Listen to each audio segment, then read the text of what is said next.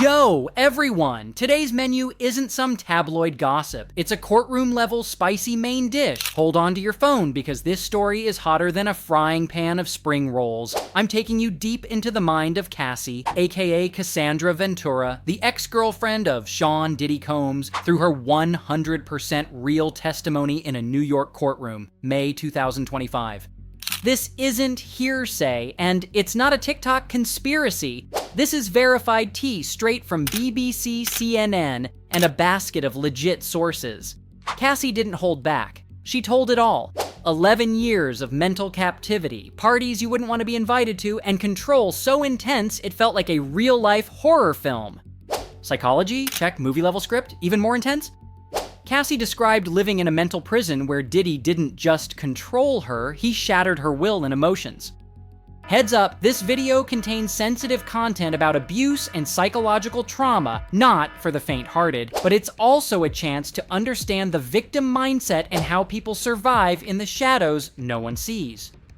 Ever wondered, why didn't she just leave? Or why stay silent for so long? This video's for you. Picture this, May 2025 New York courtroom, dead silence like when the whole class knows the teacher's about to call someone to recite. Cassie, 38 and pregnant with her third child, steps up to the stand, voice shaking like a dying karaoke mic, eyes watery like she just watched Titanic for the 10th time. According to the BBC, she testified that Diddy turned her 11 years into a horror show, punching her, forcing her into twisted sex parties, and controlling her like a villainous Sims player. This wasn't love, it was Traumaland with Diddy as the director, Cassie as the lead victim, and her mind like a cracked phone screen, barely hanging on. The courtroom was shocked. I was shocked. The whole world felt like it saw her drag Diddy into the light. Back then, Cassie was a 19-year-old girl, eyes bright like stage lights, dreaming of stardom. Diddy, the hip-hop mogul, showed up like a superhero, but spoiler alert, he was the villain. Her trembling voice and tearful testimony opened a door into a shattered psyche, each sentence a puzzle piece from 11 years of manipulation. I just wanted to stand up and yell, "Girl, you are fierce as hell." But standing there in front of Diddy, stone-cold face with his crew of fans in the courtroom, she was like a warrior facing a fire-breathing dragon. Her psyche had been bent, twisted, but this testimony, it was the first punch thrown back. Y'all ready? I'm about to dissect every layer of this drama, from raw pain to Cassie's rising power. Drop a comment if you're rooting for her. Hit like if you're shook, and strap in, because this is peak level tea. This drama's hotter than a flopped Oscars after party. Get ready, today's story is juicier than a TMZ expose. I'm deep diving into the psychology of Cassie Ventura, Sean Diddy Combs' ex, exposing the twisted games he used to hook her. This isn't fanfic, it's the real deal, hotter than a pizza oven. Today we unpack love bombing, Diddy's move to turn Cassie into a puppet, like hacking her brain with an evil Snapchat filter. Viewer warning, it's darker than a Wi-Fi blackout mid-Netflix binge, but I'll throw in some laughs to keep us going. Smash that like, sub the channel, and let's decode this top-tier emotional scam. Picture it, you're 19, just signed with Diddy's label, feels like winning American Idol. Cassie, young and dreaming, gets love-bombed with mansions flashier than the Hollywood Hills, a Tesla shinier than Kanye's MV cars, brand new iPhone, lightning Wi-Fi, and Starbucks delivered to the door. Jackpot? Nope.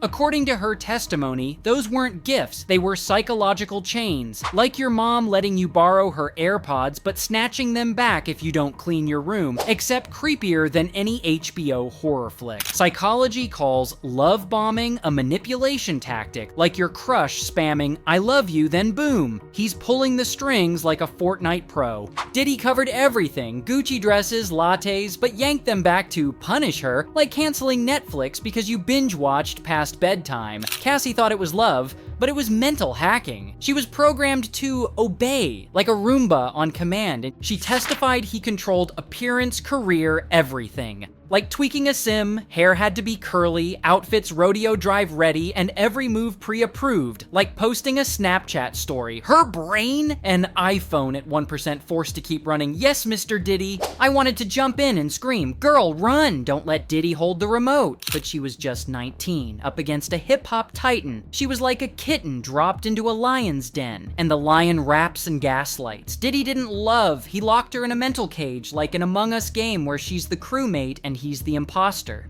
I was shook, like the world watched Cassie get sucked into a trap with no escape. This wasn't a crush, it was a mental war zone, and Diddy was the reigning champ. Cassie got KO'd before round 1. Yo fam, what do you think? Diddy out of line or what? Comment below, smash like if you think Cassie got played hard, and hang tight. This tea's boiling. This isn't entertainment drama anymore. This is straight up darkness, like losing Wi-Fi right as Eleven's about to throw down in Stranger Things. Cassie took the stand, not to give a Grammy speech, but to recount years of being controlled and abused. Not some TikTok toxic ex story. These were real punches, real bruises, real trauma.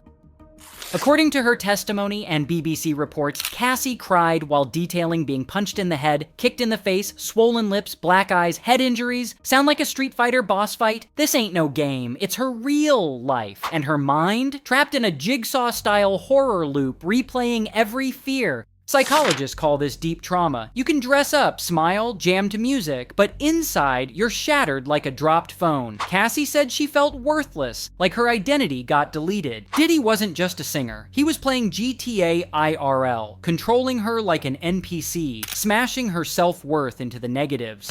The worst part? Each hit didn't just hurt physically, it crushed her soul. She lived in non-stop fear, like a mouse in a maze with no cheese, just tears and heavy breaths. The courtroom was dead silent, like a midnight graveyard. Everyone was stunned, and me, I wanted to hit rewind on Cassie's life like Control plus Z on a laptop. This girl didn't just survive, she's been battling daily to keep her mind intact, like standing in a war zone with no helmet. Real talk, if you've ever been trapped in a toxic relationship, you get it. Cassie's story isn't drama for views, it's a late SOS. Feel her pain? I do. Smash that like if you do too, and share this for anyone fighting their own invisible war. 'Cause sometimes they just need to hear, you are not alone. And if you thought K-drama plots were wild, hold up, this goes full Squid Game on hard mode. Cassie testified about freak-offs. Sounds like cosplay parties, right? Nope, they were twisted, secret sex parties so sick, you'd ask, is this Hollywood or Satan's hideout? She said Diddy forced her to sleep with male escorts while he watched, like a director at a dirty film shoot, glass of wine in hand, judging like it's Project Runway. At first, she went along to make him happy. But the shame hit hard like a cold shower in a New York winter. She felt humiliated, worthless, like being thrown in the mud and told to smile for a selfie. Psychology calls this coercive control, a leash with no collar, just repeated humiliation. Cassie turned to weed, ecstasy, ketamine, not to get high, but to log out of her horror reality. Every time, she said, it felt like she lost a piece of herself, like a phone at 1% being forced to live stream. Diddy didn't just control her body, he crushed her spirit, reset her mind like smashing windows with a sledgehammer. He turned her into a puppet in his horror movie theater, writer, director, and villain. Reading this, I just wanted to hug Cassie and scream, you don't deserve this. And Diddy? Dude's like the final boss in a horror game. You can't kill him, only run. But Cassie? She had nowhere left to run. Yo fam, what exactly is this so-called freak-off? A party or a torture chamber with a dress code? Hearing this makes you want to throw your phone and scream, Diddy, what the hell is wrong with you?